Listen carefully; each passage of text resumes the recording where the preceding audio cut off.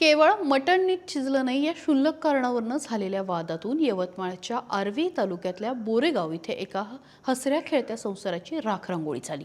पतीने त्याच्या मित्रांसमोर केलेला अपमान सहन न झाल्याने पत्नीने विष प्राशन करून आत्महत्या केली। चेतना मनोज जाधव असं या 32 वर्षीय मृत महिलेचं नाव आहे। नेमकं काय घडलं हे मी तुम्हाला सांगते। चेतनाचे पती मनोज जाधव यांचे 4 मित्र जेवणासाठी घरी आले। मटणाची भाजी बेतशीर आणि चांगली कर अशी सूचना त्याने पत्नीला दिली।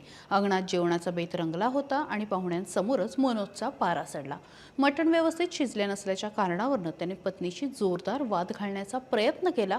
मनोज हा दारूच्या आहारी गेला होता। यापूर्वी म्हणजे 2015 मध्ये सुद्धा त्याच्यावरती कौटुंबिक छळाचा गुन्हा दाखल होता। 2017 मध्ये सुखाने संसार करू या अटीवर चेतनाने त्याला पुन्हा माफ केलं। मात्र बुधवारी झालेल्या अपमानाचा घाव चेतना हिच्या मनाला इतका खोल गेला की तिने अखेर टोकाचं पाऊल उचललं। भरल्या ताटावरून घरातून ती आत गेली आणि विषारी औषध घेऊन प्राशन केलं।